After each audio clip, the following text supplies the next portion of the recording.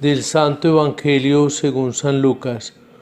Una vez que Jesús estaba orando solo, lo acompañaban sus discípulos y les preguntó: ¿Quién dice la gente que soy yo? Ellos contestaron: unos que Juan el Bautista, otros que Elías, otros dicen que ha resucitado uno de los antiguos profetas. Él les preguntó: ¿y ustedes quién dicen que soy yo? Pedro respondió: el Mesías, el Hijo de Dios. Él les prohibió terminantemente decírselo a nadie, porque decía: el Hijo del Hombre tiene que padecer mucho, ser desechado por los ancianos, sumos sacerdotes y escribas, ser ejecutado y resucitar al tercer día. Palabra del Señor. Hoy San Lucas en el Evangelio viene a hacer la pregunta a los que acompañan a Jesús, sus enviados, sus apóstoles. Y es en un ambiente no geográfico sino espiritual, contrario al Evangelio de Marcos. Jesús está puesto en oración y en ese ambiente de la oración pregunta a sus discípulos: ¿quién dice la gente que soy yo?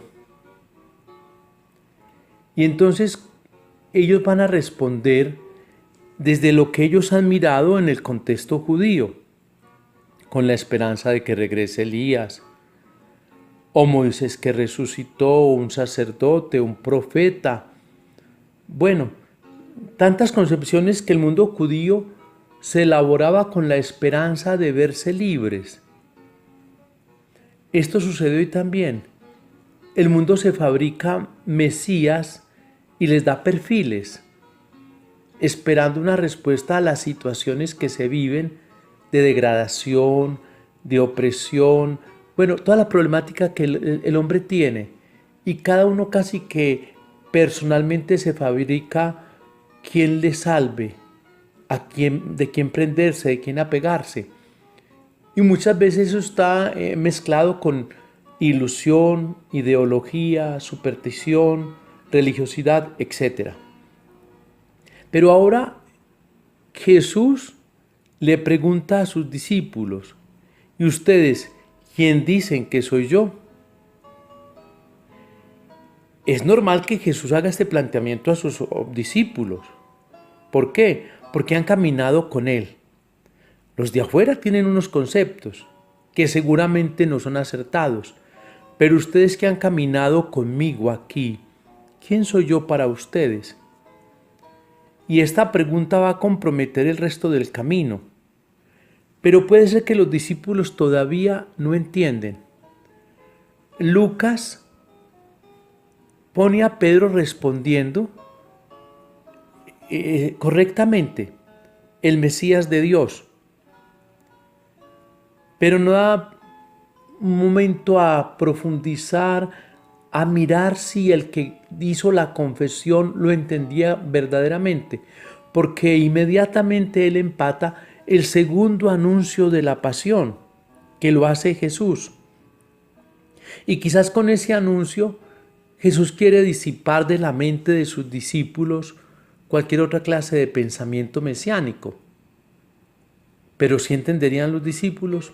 En el proceso que ellos llevaban, ¿sí comprenderían a qué se refería Jesús?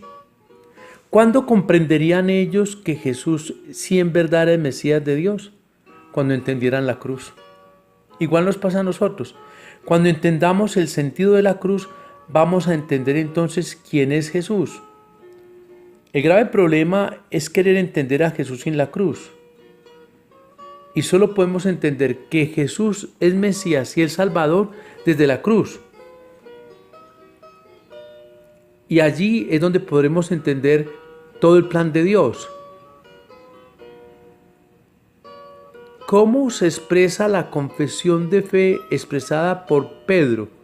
La Iglesia lo va a comprender en la Pascua y pospascualmente, cuando entienda el sentido de la entrega del Mesías en la cruz.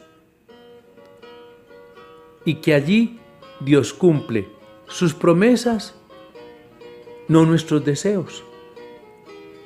No es lo que yo me fabrico del Mesías, es lo que el Mesías es para mí, que es el ungido que viene de Dios y vuelve a Dios y nos lleva consigo a nosotros hasta Dios. Comprenderemos entonces ese gran sentido de la cruz como camino hacia la vida.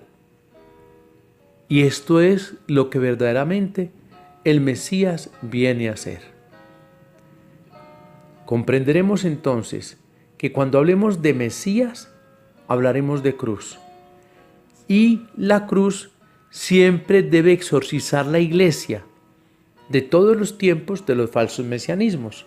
El día que la iglesia deje de mirar la iglesia y más bien se ponga a mirar las posiciones políticas, los debates, los títulos, los programas y proyectos de evolución y de progreso de la humanidad, ese día la iglesia olvida su tarea de confesar que Jesús es el Mesías de Dios.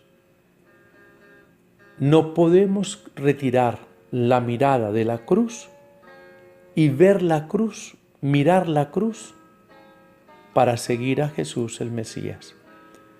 La cruz de Jesús era tomar el proyecto de Dios de salvarnos a nosotros. Y la cruz nuestra es tomar la voluntad de Dios para hacer en nosotros la voluntad de Él. Sea alabado Jesucristo. Y la bendición de Dios Todopoderoso, Padre, Hijo y Espíritu Santo, descienda sobre ustedes y les acompañe siempre. Feliz día en el Señor.